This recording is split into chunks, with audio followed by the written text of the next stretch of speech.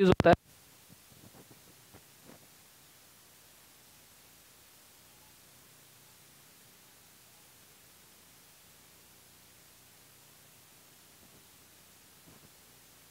है ना।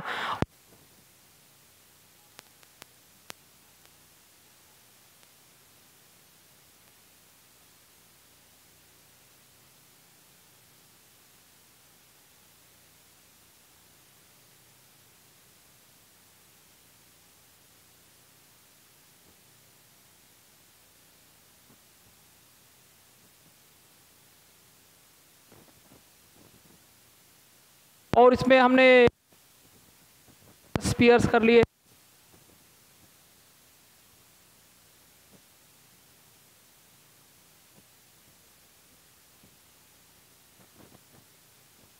Electric field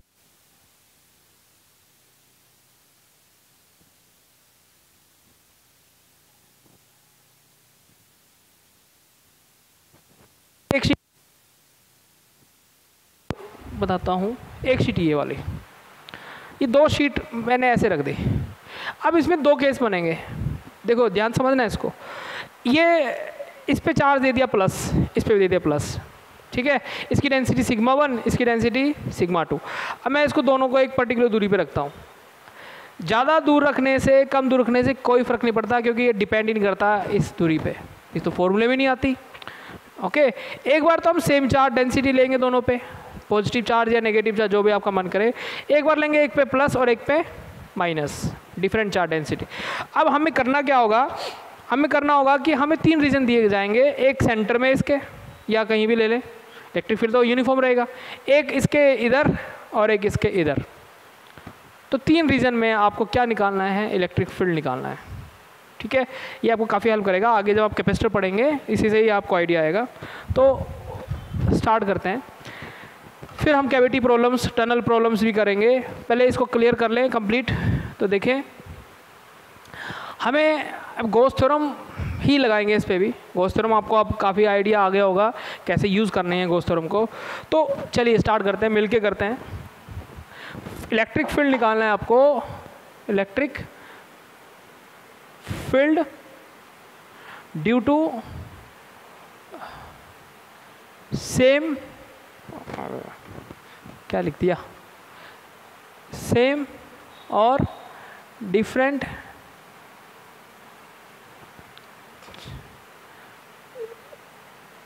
surface charge density, है ना, ऑन ए शीट। तो जो शीट लिया, जो प्लेट लिया, अब ये तो आपको पता है कि प्लेट हमने ली तो उसके बाहर तो वही रहेगा फॉर्मूला, है ना, और अंदर हमने निकाला था उसमें भी। तो चलो स्टार्ट करते हैं। मैं आपको दोनों बना देता हूँ 1 बाय 1। ये शीट मैंने ले ली। अगर मैं आपको बोलूँ कि ये शीट ऐसी है तो आपको पूरा एरिया दिख रहा है। अगर मैं ऐसे लूँ तो आपको तो ये लाइन दिखेगा। तो मैं ऐसा ही करता हूँ कि इसमें एक लाइन ही ले लेता हूँ, तो आपको दिक्कत नहीं आएगी।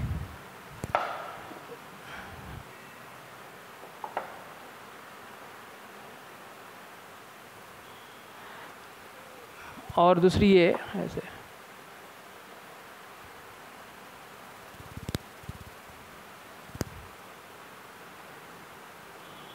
ये इसकी डेंसिटी है सिग्मा 1, इसकी डेंसिटी है सिग्मा 2। अभी हमने लिया है सेम चार्ज डेंसिटी। क्या लिया है, सेम चार्ज। डिफरेंट चार्ज भी ले लेते हैं, यहाँ बना लेते हैं डिफरेंट चार्ज।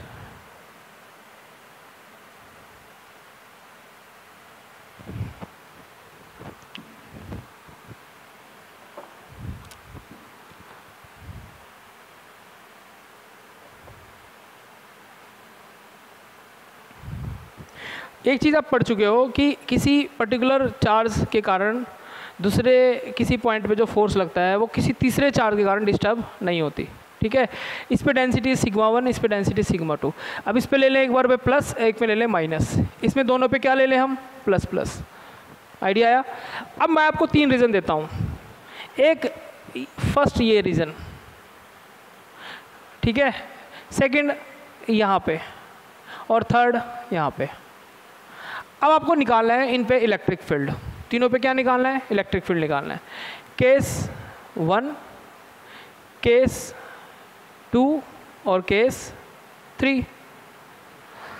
ऐसे इसमें भी निकालेंगे हम, इस पे भी यहाँ पे निकालना है फर्स्ट रीजन, फिर ये सेंटर में या कहीं ले लो आप सेकंड रीजन, कोई फर्क नहीं पड़ता सेंटर में माने ऊपर नीचे माने, क्योंकि फील्ड तो यूनिफॉर्म होता है।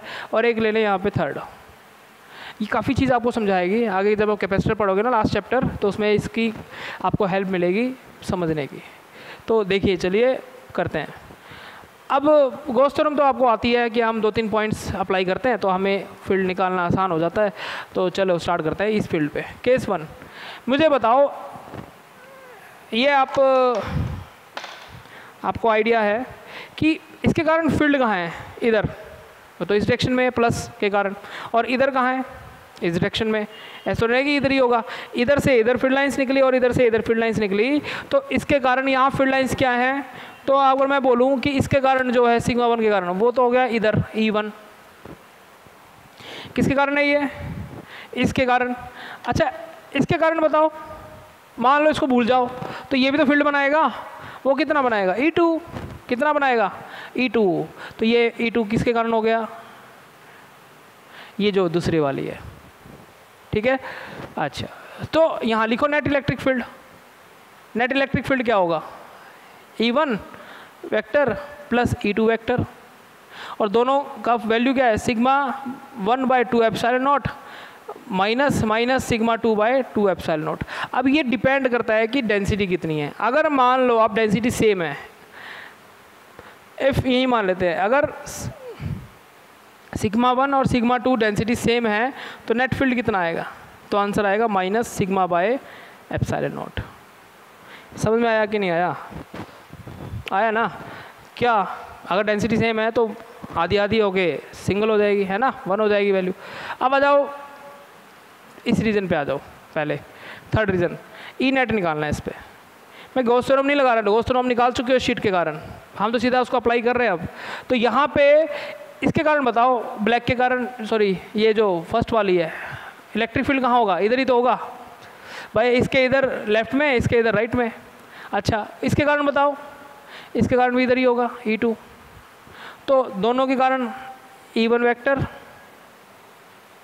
तो आप प्लस E2 वेक्टर, तो कितनी आएगी value, sigma 1/2 epsilon not sigma 2/2 epsilon not, क्योंकि एक माइनस की तरफ और एक प्लस की तरफ, भाई कहीं तो ओरिजिन मानोगे ना।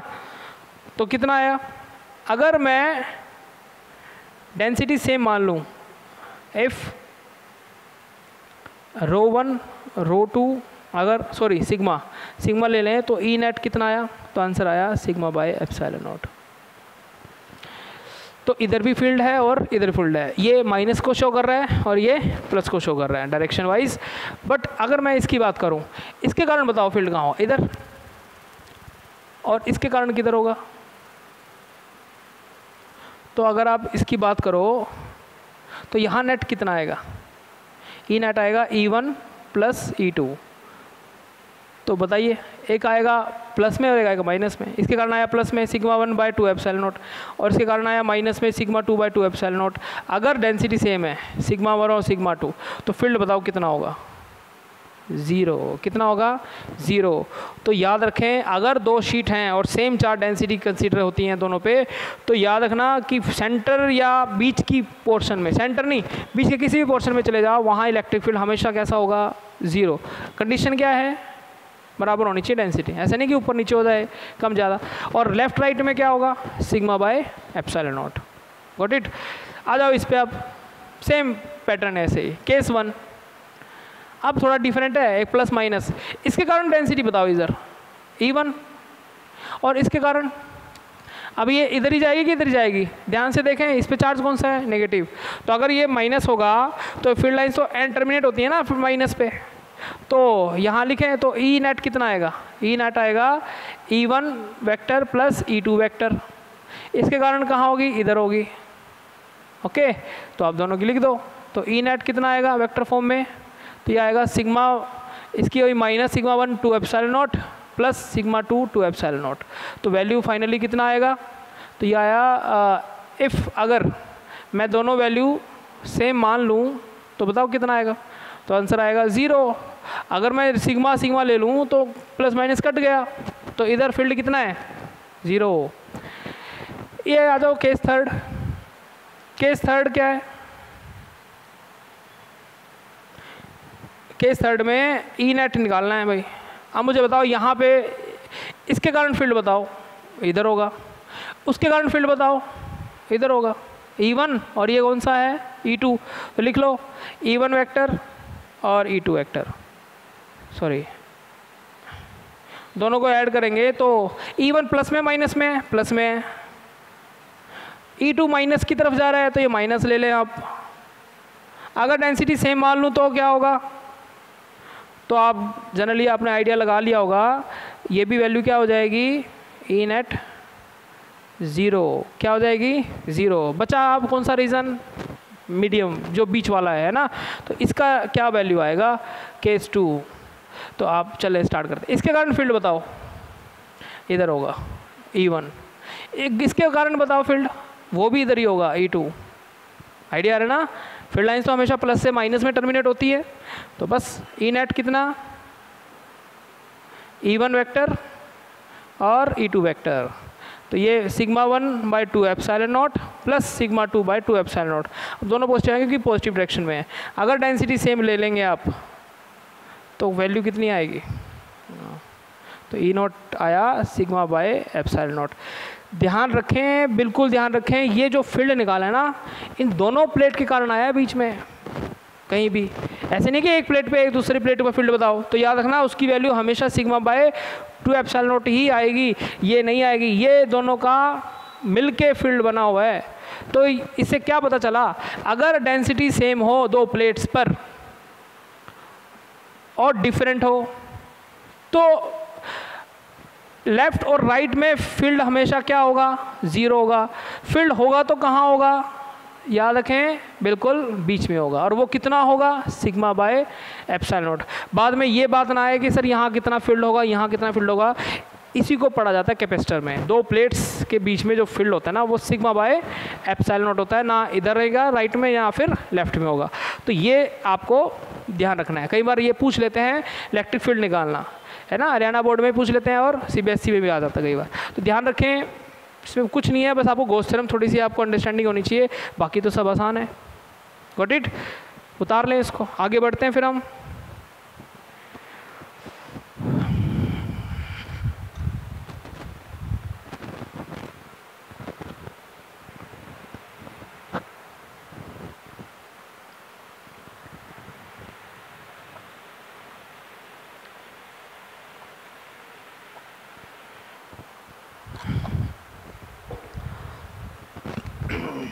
चलिए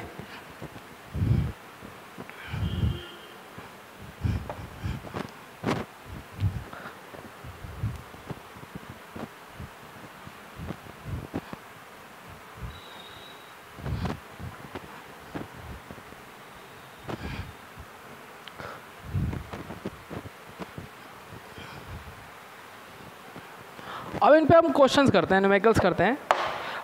देखिए कैविटी प्रॉब्लम्स होती हैं कुछ,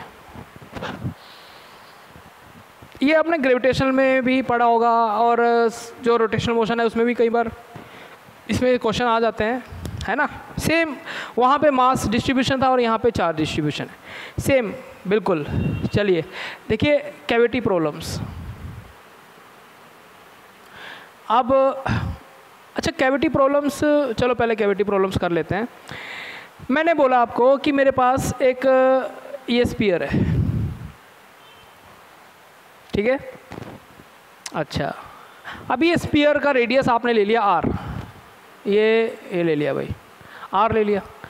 हमने क्या किया, इसमें से स्फीयर सॉलिड है, नॉन कंडक्टिंग स्फीयर है और उस पर डिस्ट्रीब्यूशन है चार्ज का बिल्कुल यूनिफॉर्म, ओके। ऐसे पहले तो आप बताओ यहाँ पे इलेक्ट्रिक फील्ड कितना होगा। अगर मैं यहाँ से कोई दूरी ले लूँ यहाँ पे तो निकाल सकते हैं ना, आया था, याद आया मुझे, कल भी आपको मैंने एक क्वेश्चन दिया था घर के लिए, वो भी हम कर लेंगे साथ में ही। चलो इसको करते हैं। पहले मैंने क्या किया, आपसे पूछा कि मैंने इसमें से एक कैविटी बना दी, एक मैंने एक इसका पार्ट निकाल लिया इसमें से और अपनी जेब में डाल लिया। वो पार्ट जब था, वो हिस्सा जो बनाया वो कुछ ऐसा निकला। देखो ये वाला हिस्सा मैंने काट लिया इसमें से, और इसका जो रेडियस है वो है r/2। आप कुछ भी ले लें, नियम तो वही लगेगा। मैंने r/2 का एक रेडियस का एक पूरा स्पीयर इस पूरे बड़े स्पीयर में से काट के हमने जेब में रख लिया। अब आपसे ये बोला कि इसने कि मुझे यहाँ से सेंटर है, ये यहाँ से 2 पॉइंट्स हैं। एक पॉइंट है ये P, ओके, और एक पॉइंट ले लिया मैंने यहाँ पे, यहाँ से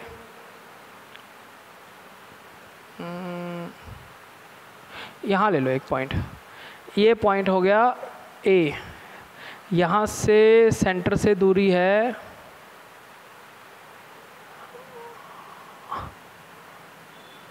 r/4, ठीक है।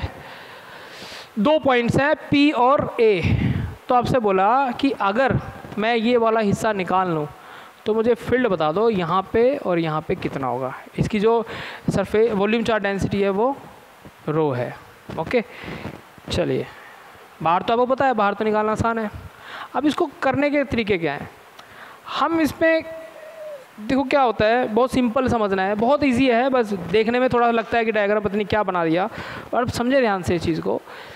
भूल जाओ इसको A पॉइंट को पहले, ठीक है। आप इसकी बात करते हैं पहले P पॉइंट की। अब मुझे बताओ, अगर ये आप नहीं निकालते, इसमें से ये पीस नहीं निकालते, तो इस पर फील्ड कितना होता टोटल के लिए? कितना होता सोचो भाई। ये वाला हिस्सा आपने निकाल के बाहर रख दिया ना, ये बाहर रख दिया, बाहर रख दिया। कितना वैल्यू है इसका? r/2, r/2 है ना। अब मैं आपको बताता हूँ कि मान लो एक तो पूरा स्फीयर था R, जो P पॉइंट पे क्या निकाल रहा था? फील्ड। एक इतना ही हिस्सा आपने यहाँ से निकाल लिया, उसी P पॉइंट पे बिल्कुल सेम सिमेट्री में रख दिया। ये r/2 और ये R, दूरी तो आप बता सकते हो आप। तो ये वाला ही जो फील्ड बना रहा था, ये वाला जो स्पीयर था, अगर ये अंदर था तो पूरा स्पीयर कंसीडर हो रहा था, बट आपने तो ऐसा बना दिया इसको। तो आप सोच के देखो, ये तो सिंपल मैथमेटिकल कैलकुलेशन है कि आपके पास पहले पूरा था, उसमें से कुछ माइनस हो गया, तो कुछ बचेगा कि नहीं बचेगा? तो वही तो पूछा आपसे। तो आप क्या करो, पूरे बड़े स्पीयर का फील्ड निकालो और उसमें से इस वाले स्पीयर का फील्ड माइनस कर दो, आंसर आ जाएगा। करने चलो करके देखते हैं। टोटल के कारण बताओ कितना होगा? KQ/r²। आप चाहो इसको रो की टर्म में लिख लो, चाहो तो रो की टर्म में कैसे लिखेंगे मैं आपको वो भी लिख के दिखा दूंगा। पहले फिलहाल इसमें लिख करते हैं अपन, बाद में लिख लेंगे KQ/r², या फिर आप इसको लिखो K1/Q 4πε0r²। Got it. अब इसके कारण बताओ, जस्ट सरफेस पे आपने निकाल लिया, इसके कारण ये सरफेस पे थोड़ी ना, इसके लिए इसके कारण फील्ड बताओ। छोटे स्फीयर के कारण, कैविटी के कारण, वो C मतलब कैविटी, तो ये होगा ये वाला चार्ज। बच्चा इसको लिखता है 1/4πε0, और ये Q बाय, और ये हो जाएगा 3r/2 का स्क्वायर। आंसर गलत आता है उसका। वो एक गलती कर देता है, क्या? उसको ये नहीं पता कि ये जो चार्ज है ये क्यों थोड़ी ना लेना है। अब ये तो टोटल के कारण तो आपने निकाल लिया, बट अगर आप इसमें से जो हिस्सा निकाल रहे हो, इसमें क्यों चार्ज है क्या? क्यों थोड़ी ना है, वो तो क्यों तो पूरे का है। इसका चार्ज कितना है बता सकते हैं आप? तो आपने बोला जी बिल्कुल निकाल सकते हैं। डेंसिटी है तो ये आया 4/3 पाई, और r³ की वैल्यू कितनी है? r³/8 आइडिया, r³ है। तो और Q की टर्म में बताना है, तो इसकी वैल्यू क्या है टोटल में? Q/4/3 पाई r3 रख दो। अगर रखोगे इधर तो implies that Q 4/3 pi r3, और 8 बाहर ले जाओ, और ऊपर क्या है? 4/3 पाई r3, ये कट गया सारा। तो Q कितना है? जो चार्ज है ना इस पर, वो कितना है? Q/8 है। कितना है? Q/8। तो इस पर चार्ज Q/8 है। Q जो चार्ज आपने लिया उसको अगर आप रखोगे तो वो आएगा Q/K, बाहर रख लो, ऊपर रख लो अभी 8, और इसका क्यूब स्क्वायर करोगे तो ये 9r²/4, और ये कट के यहाँ पे जो वैल्यू आएगी वो आएगी फाइनली KQ/18r²। Got it. अब इसको बस ये आ गया इलेक्ट्रिक फील्ड। आइडिया है ना? तो ध्यान रखें चीज़ का। तो ये आ गया के क्यू बाई 18r²। चलिए तो नेट निकाल लो। तो आप बड़े वाले में से, बिगर स्पीयर में से कैविटी वाला स्पीयर की जो इलेक्ट्रिक फील्ड माइनस कर दो। तो के क्यू बाई r² माइनस के क्यू बाई r², और यहाँ क्या आया 18। तो आप जब निकालोगे इसको तो ये आएगा 17/18 के क्यू बाई r²। अगर आप चाहो तो इसको आप रो की टर्म में लिख सकते हैं। तो रो की टर्म में आप लिखोगे तो वो कितना आएगा भाई, वो आएगा आपका 17/54 रो। और इसकी वैल्यू क्या थी, चलो इसको पूरा लिख लो आप, 18, ये हो गया 4πε0, और ये हो गया आपका रो 4/3πr3। ठीक है, 4π कट गया तो आ गया ना भाई 17/54 रो r। This is the answer. दोनों में चार्ज वाले में भी निकाल लो और इसमें। इसको बोलते हैं कैविटी प्रॉब्लम्स। कौन सी problems? Cavity problems. Got it. चलिए अच्छा भाई, अब ये तो हो गया कौन से पॉइंट पे, पी पॉइंट पे। मैंने तो पी पॉइंट पूछा ही नहीं। नेक्स्ट जो क्वेश्चन है हमारा वो तो हमारा अंदर है। कहाँ है? अंदर।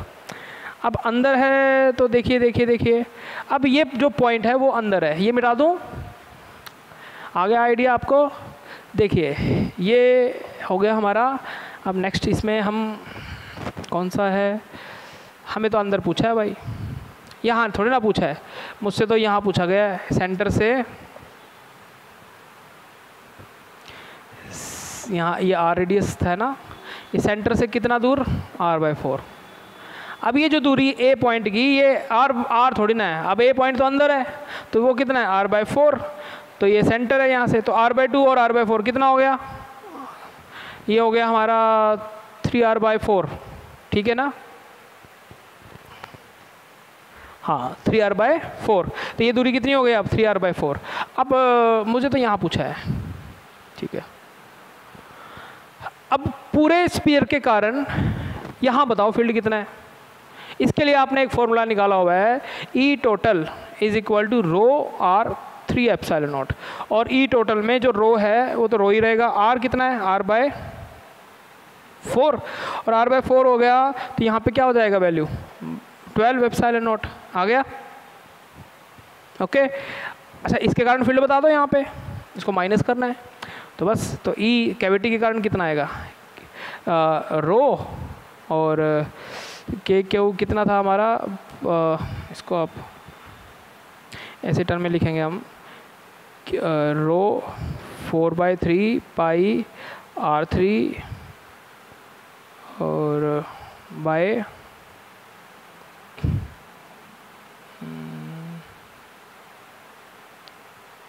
4πε0, और ये कितना है हमारा, 3r²/4 है ना, ये हो जाएगा 9r²/16।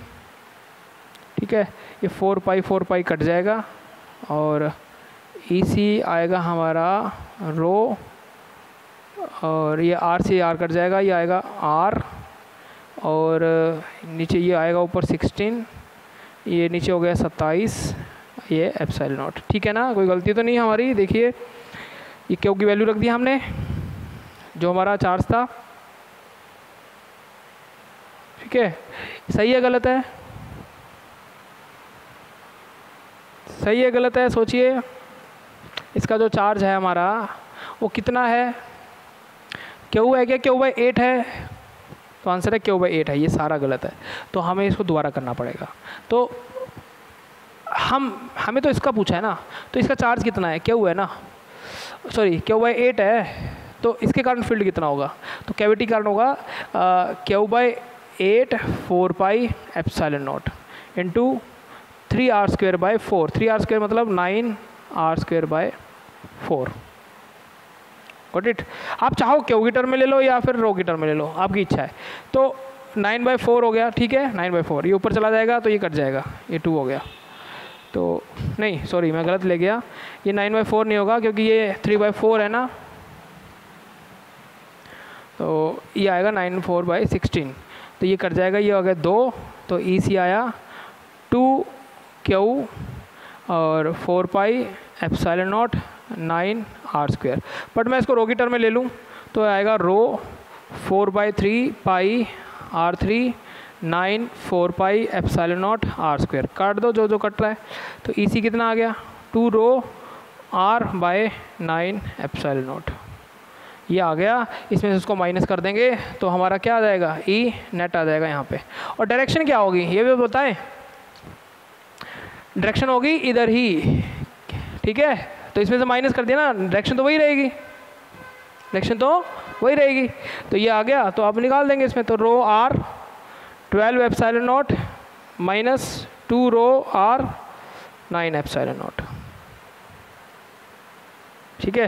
इसमें माइनस करें 36 पे चला जाएगा, इसमें चला जाएगा 36 पे जाएगा, ये जाएगा कितने पे 3 पे, और ये जाएगा 4 पे, तो ये 4 दूनी 8। तो डायरेक्शन कैसी आई,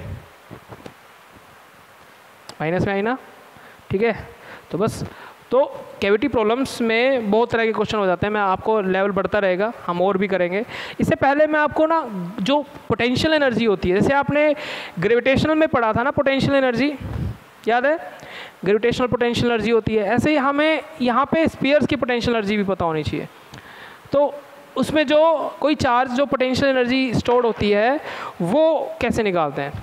2 स्फीयर थे हमारे, कौन से, एक तो था होलो कंडक्टिंग या सॉलिड कंडक्टिंग स्फीयर, बात तो एक ही है 3, एक को छोड़ के मुझे दोनों के कारण निकालना है। ये मान लो मेरा होलो है, होलो कंडक्टिंग स्फीयर है ना, क्या निकालनी है मुझे, पोटेंशियल एनर्जी ये निकालनी है भाई सिस्टम की, ठीक है। इस पे चार्ज जो भी होगा क्यू चार्ज, ये बोर्ड में नहीं पूछा जाता बट जेई के पॉइंट ऑफ व्यू से हम इसको पढ़ेंगे क्योंकि इसमें क्वेश्चन आ जाते हैं। टनल प्रॉब्लम्स अगर आपको करनी है तो ये आपको इसकी हेल्प मिलेगी, इसकी काफ़ी ज़रूरत पड़ती है।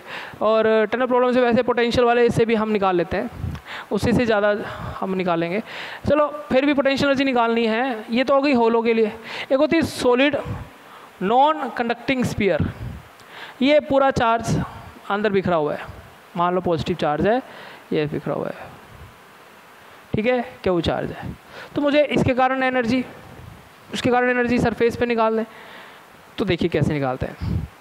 मान लो ये चार्ज है, आप सोच के देखो ये स्फीयर पे कोई चार्ज नहीं था, बहुत सिंपल है समझना। स्फीयर पे जब कोई चार्ज नहीं था तो मैं जब कहीं से चार्ज लेके आया तो मुझे उस चार्ज को वहाँ रखने में कोई वर्क डन करना पड़ा क्या, नहीं, वर्क डन तो नहीं करना पड़ा।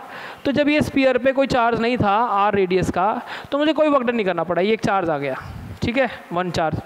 फिर जब दूसरा लेके आया तो मुझे वर्क डन करना पड़ा। मैं कहाँ से लेके आ रहा हूँ, इन्फिनिटी से, अनंत से लेके आ रहा हूँ, बहुत दूर से लेके आया, तो यहाँ पे एनर्जी कितनी होती है, 0। बट जैसे जैसे मैं चार्ज यहाँ पे इकट्ठा करता जाऊँगा तो पोटेंशियल एनर्जी स्टोर होगी, बिल्कुल होगी।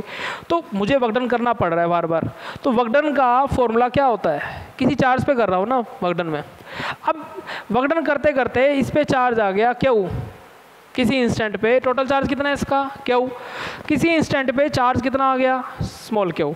अब मैं जब दूसरा एक और चार्ज लेके आता हूँ, वो चार्ज इतना छोटा हो, मान लो इसका पोटेंशियल हो गया 20 वोल्ट, अगर मैं एक चार्ज लेके आऊँ शायद 21 वोल्ट हो जाए। मैं नहीं चाहता कि इसका पोटेंशियल चेंज हो, मैं इसी पोटेंशियल पे इसकी वर्क डन की वैल्यू निकालना चाहता हूँ। तो मैं इतना छोटा चार्ज लेके आऊँगा कि इसका जो यहाँ का जो एनर्जी है वो ना के बराबर चेंज हो, जो पोटेंशियल होगा। तो यहाँ से जब मैं चार्ज लेके आया वो लेके आया छोटा सा डी क्यू, तो मुझे इस पर वर्क डन करना पड़ा, तो वर्क डन क्या होगा डी क्यू इंटू वी। इसका पोटेंशियल बता सकते हो इसके कारण, आपने बोला जी बिल्कुल बता सकते हैं, तो वो कितना आएगा के क्यू बाय आर। सरफेस से पोटेंशियल निकालते हैं ना के क्यू बाय आर, ओके। तो बस अब मुझे टोटल वर्क डन करना है, और टोटल वर्क डन क्या है एनर्जी, यहाँ एनर्जी कितनी है इन्फिनिटी पे 0, यहाँ टोटल एनर्जी क्या आएगी, तो आएगी यू टोटल जो है यहाँ पे यू इन्फिनिटी, वो कितनी आएगी के integration q d q by r. तो जब इसको करोगे तो वो कितना आएगा, ये आएगा के और 0 से लेके क्यू तक, तो ये आएगा के क्यू स्क्वायर बाय 2r। ये आ गई आपकी पोटेंशियल एनर्जी स्फीयर पे, गॉट इट। तो ये आ गई, ये किसके कारण निकाली, होलो कंडक्टिंग स्फीयर या फिर सॉलिड कंडक्टिंग स्फीयर, एक ही बात है। याद रखें चार्ज हमेशा कहाँ रहेगा। तो एनर्जी कहाँ से कहाँ है, एक्चुअल में जो एनर्जी होती है वो इलेक्ट्रिक फील्ड की फॉर्म में होती है, और इलेक्ट्रिक फील्ड कहाँ से चलेगा, यहाँ से, यहीं से जाएगा ना, नॉर्मली बाहर निकलेगा। तो एनर्जी कहाँ से कहाँ बिखरी हुई है, तो याद रखें आर से इन्फिनिटी, कहाँ से, आर से इन्फिनिटी, अंदर नहीं है, आर से इन्फिनिटी, अंदर तो हमने जीरो मान ली। तो ये एनर्जी बिखरी हुई है इलेक्ट्रिक फील्ड की फॉर्म में। ये आ गई किस पे, होलो पे। सॉलिड की बात करो, सॉलिड भी ऐसे निकलेगा, किसी इंस्टेंट पे इस पे चार्ज हो गया आर रेडियस पे, ये आर कैपिटल आर नहीं लेना अब, क्योंकि जैसे जैसे आप एक चार्ज लेके आओगे उस पर कोई वर्क डन नहीं करना पड़ा, क्योंकि कोई रिपेल नहीं कर रहा उसको। दूसरा लेके आओगे तो पहले वाला रिपेल करेगा, तो उसका साइज़ धीरे धीरे बढ़ेगा, चार्ज भी बढ़ रहा है और साइज़ भी बढ़ रहा है, तो दोनों चीज़ बढ़ रही हैं अब। तो क्यू भी वेरिएबल और आर भी वेरिएबल। तो किसी इंस्टेंट पे इस पर चार्ज हो गया क्यू, और इन्फिनिटी से जो एक चार्ज लेके आए छोटा सा डी क्यू यहाँ रखना है। तो मुझे बताओ अब जो वर्क डन होगा वो कितना होगा, वो होगा के छोटा सा वर्क डन, इसका पोटेंशियल कितना है, डी क्यू, ठीक है, ओके। अच्छा अब मैं आपसे पूछूं कि बताओ क्यू, कैपिटल क्यू की टर्म में इस पे डेंसिटी रो है, कितना चार्ज इस पे डेवलप हो गया, सोचिए। तो आप इसकी डेंसिटी कितनी है, Q/4/3 पाई आर क्यूब, इसका बताओ। तो ये अगर आप निकालोगे, ये तो डेंसिटी तो कॉमन होती है ना, Q/4/3 पाई स्मॉल r3, इसकी वैल्यू अगर आप निकालोगे तो कितनी आएगी, Q/4/3 पाई r3 4/3 pi small r3, cut गया। तो Q कितना आ गया, Q/r3/r3। अब आपकी इच्छा है आप किसको चेंज करें, देखो Q भी चेंज है और R भी चेंज है। तो मुझे पोटेंशियल एनर्जी निकालनी है सॉलिड नॉन कंडक्टिंग स्फीयर के कारण। तो मैं क्या करता हूँ, चाहे तो मैं R को Q की टर्म में रखूँ या फिर Q को R की टर्म में रखूँ, जैसा आपकी इच्छा। मैं क्या करता हूँ, मैं R को रख लेता हूँ। तो R अगर मैं यहाँ निकालूँ तो वो आएगा Q1/3 into R, R3 cut जाएगा, यहाँ रख दो। तो जब वर्क डन निकालोगे टोटल वर्क डन है ना, और इन चीज से टोटल यहाँ स्फीयर पे, तो वो आएगी K 2/3, ये 2/3 हो जाएगा, सॉरी मैं इसको गलत लिख गया, ये Q पहले से लिख लो डी क्यू, और ये R की वैल्यू आई हमारी Q1/3 और कैपिटल Q 1/3। ये कैपिटल Q तो ऊपर आ जाएगा, इसको आप यहाँ रख लो, ये बाहर रख लें हम इसको, और R भी आएगा ऊपर, नहीं R इधर ही आएगा, ठीक है जी, ओके। अच्छा अब आपको क्या करना है, अब हम क्या करेंगे, अब इसको ऊपर ले जाओ। तो इसको ऊपर लेके जाओगे तो U टोटल आएगा Q1/3 और K भी बाहर, इंटीग्रेशन 0 से लेके Q तक, और ये ऊपर आएगा तो ये -1/3 हो जाएगा ना, और -1/3 हो जाएगा। तो जब इसको रखोगे यहाँ पे तो वही वैल्यू कितनी हो जाएगी, -1/3, तो ये हो जाएगा 2/3। Q की वैल्यू कितनी हो जाएगी, 2/3, और ये डी क्यू, आइडिया आया। तो जब और R भी है, तो U टोटल जब आएगा तो वो वैल्यू जब आती है K/R, देखो इसकी वैल्यू आएगी +1 करोगे इंटीग्रेशन तो 5/3, और नीचे भी आ जाएगा 5/3, तो ये ऊपर आके ये 3/5, और ये हो जाएगा Q 1/3 और Q 2/3, सॉरी 5/3, तो कितना हो गया, कितना हो गया, ये हो गया Q²। अरे 1/3 + 2/3 करोगे तो कितना आएगा, तो ये आएगा 1 + 2, कितना हो गया, सॉरी यहाँ 5 है ना, तो ये 5 आएगा, तो 6 ही तो हो जाएगा, 6/3 Q²। तो ये जो एनर्जी है, ये एनर्जी हम निकालते हैं सॉलिड के लिए, और वो निकालते हैं होलो के लिए, ओके।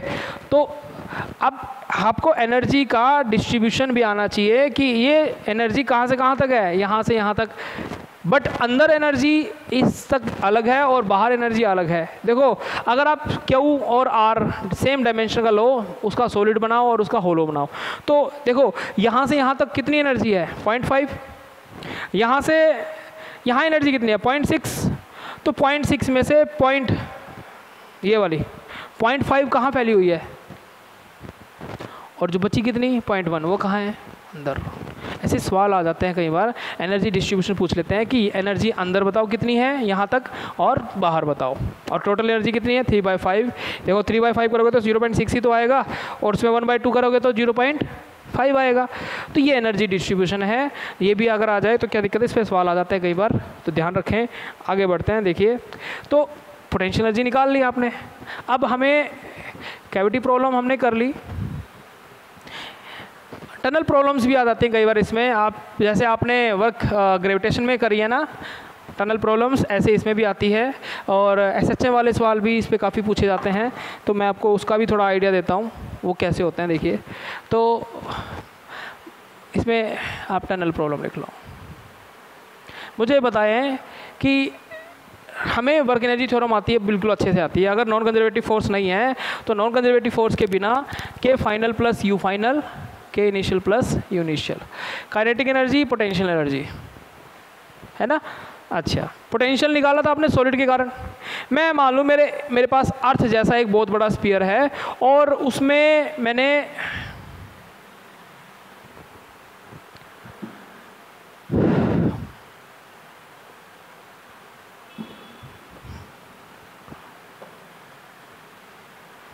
मैं क्या करता हूँ, ये रहा सेंटर उसका, बिल्कुल बीचों बीच एक टनल बना लेता हूँ।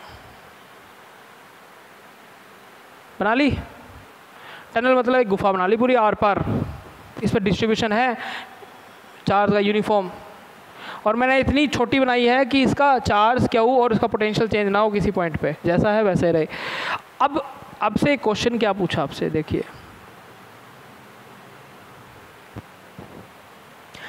मैं यहाँ पे एक माइनस क्यू चार्ज रखता हूँ। कितना रखता हूँ, माइनस क्यू चार्ज। अब मुझे बताओ माइनस क्यू चार्ज पे फोर्स लगेगा, कहाँ लगेगा, अंदर की तरफ। अंदर की तरफ लगेगा तो बताइए क्या होगा, जैसे यहाँ पहुँचेगा तो इसकी स्पीड कुछ होगी कि नहीं होगी। यहाँ तो स्पीड 0 है, छोड़ दो, तो फोर्स लगी सेंटर की तरफ, तो दौड़ा। तो यहाँ पे क्या पूछिए आपसे सेंटर पे, फाइंड V एट C इस पे। तो इसमें आपको कौन सी एनर्जी का फॉर्मूला लगाना है, वर्क एनर्जी थ्योरम वाला, ठीक है। सो करिए, बहुत अच्छा सवाल है, ट्राई कीजिए 1 मिनट के लिए।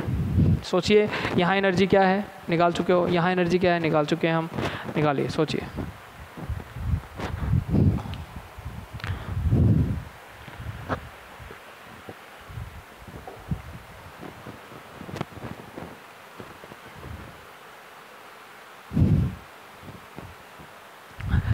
चलिए करते हैं, करें काइनेटिक फाइनल हाफ mv²। यहाँ पे वर्क एनर्जी थ्योरम कंजर्व कर लो, और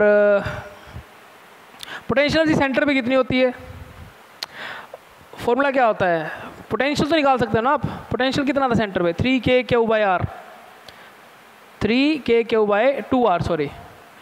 तो और चार्ज कितना है इस पर, टोटल चार्ज कितना है, क्यू माइनस क्यू, तो यहाँ लिख लो। तो ये आएगी, माइनस हो जाएगा ना, ये माइनस 3/2k/Q/r।